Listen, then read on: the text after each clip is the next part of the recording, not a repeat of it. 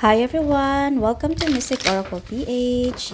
Ito po yung bago ko na channel na ni-create ko po kasi ay accidentally nabura ko po yung account ko po. Gusto ko lang ipaalam sa inyo po that this is a Taglish Tarot reading po. Sana po lahat po kayo mga viewers will support me.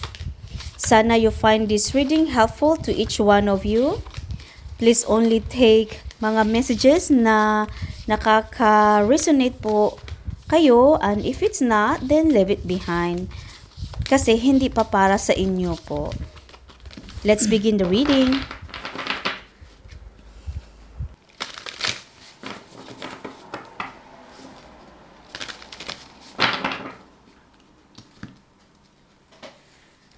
Ang mensahe po ngayon ay galing sa Divine Universe na may gusto silang ipahiwatig at ibibigay na mensahe sa iyo na importante.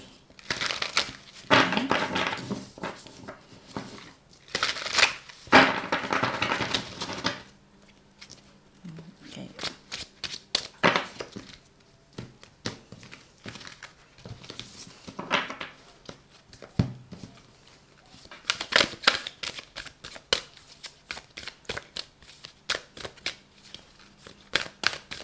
So, tingnan natin kung ano yung mga mensahe.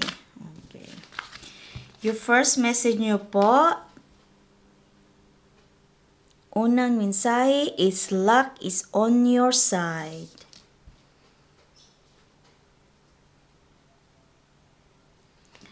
Second po, show the world the real you.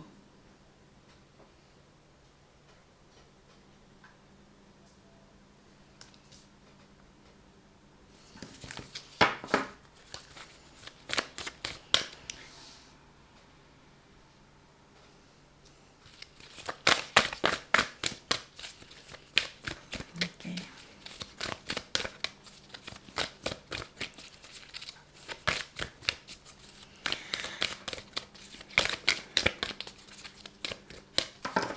Panahon mo na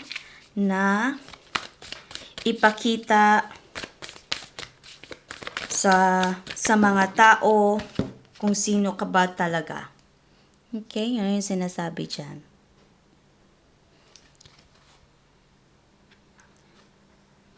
A time for healing. Okay. Ipakita mo sa kanila na kahit papaano you are strong.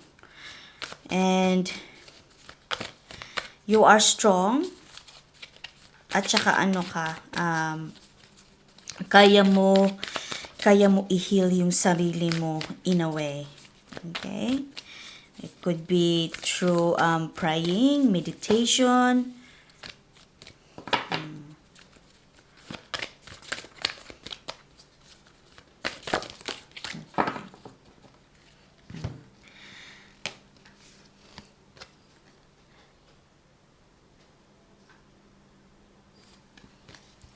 Expect powerful change. Ito na yung panahon na magbibigay sa iyo na pagbabago sa sitwasyon mo. Okay? At saka wag niyong kalimutan, luck is in your side. So you are not alone.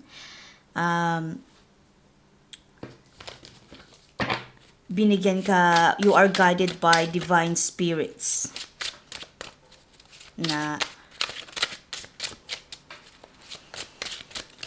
Na yung upcoming na darating na changes. Okay?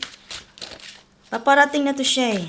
Yung to siya, paparating na to na siya na pagbabago at hindi to basta-basta na pagbabago lang. Okay? Hindi to basta-basta. So, hindi siya kaliitan, but it's a big changes. Malaki ang pagbabago na paparating sa iyo.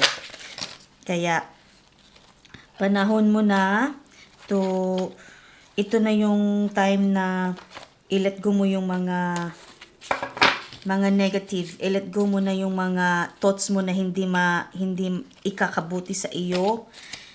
Okay? Ipakita mo sa mga tao na kaya mo to, and kasi pag ipakita mo sa world, you'll find yourself na a little bit of confidence, okay? This is where you slowly finding na, oh, kaya ko pala to. Kaya ko tong baguhin. I have to do it. Okay? Panahon na kasi nga mag-heal ka. Kasi parating na. Ang laki ng pagbabago ang paparating sa inyo. Sobra. Okay, let's take a look at tarot. Kung ano yung pagbabago, anong malaking pagbabago na paparating. Take this opportunity kasi your luck is on your side. Talagang binigyan ka talaga ng luck. Na nasa iyo talaga.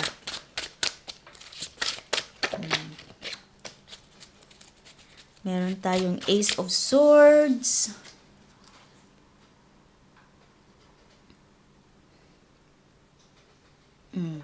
Meron talagang pagbabago na darating.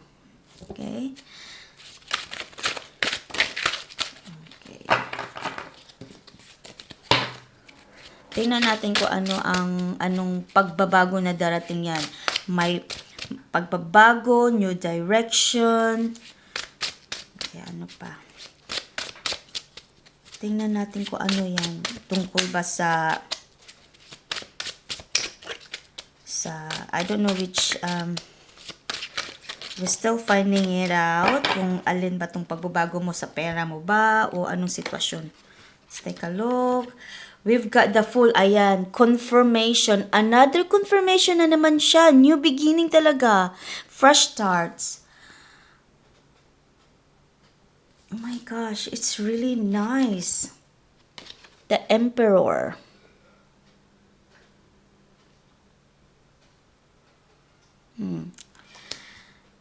May paparating talaga sa iyo. The Lovers. Ikaw ba'y you're expecting ba na ikakasal ka na, or expecting ka na may an engagement. Ipapakilala ka na siguro sa pamilya nito. And at the same time as well, parang ka dito, yung babae, parang buntis. So, it's a lot of changes. Buntis ka, you're about to receive an engagement or a proposal na ipapakilala ka na sa family kasi yung lalaki ready ka na.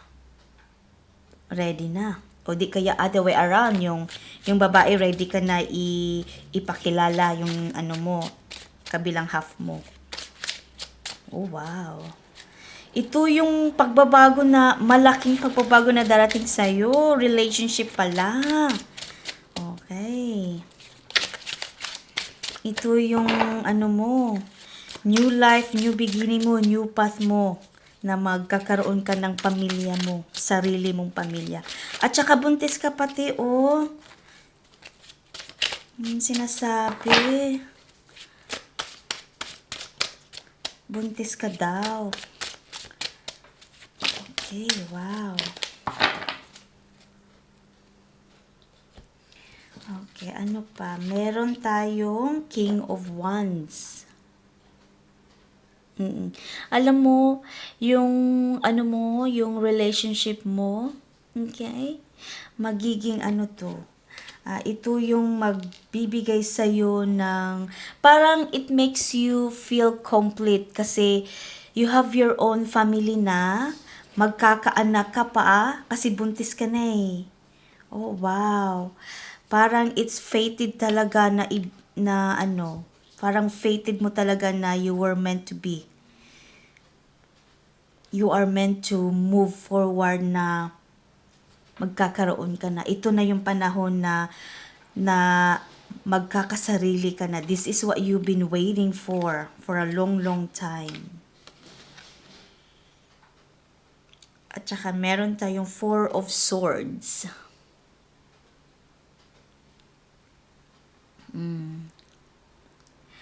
Kasi buntis ka, you are feeling tired.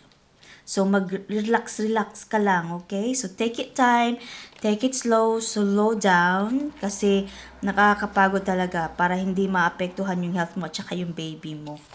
Okay? Kasi pagod ka. Lagi kang pagod. Kung hindi mo alam na buntis ka, hindi mo alam na lagi kang feeling na pagod, tapos you are feeling different, parang kakaiba yung feeling mo, magpaano ka, magpa-pregnancy test ka, kasi yun, buntis ka.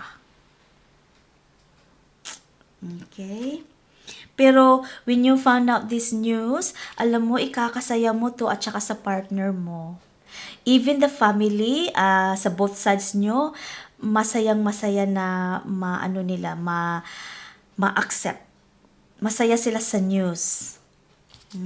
So, you are ready to move on with your life. Sa sarili mong, this is your own family na. Okay, meron tayong King of Pentacles.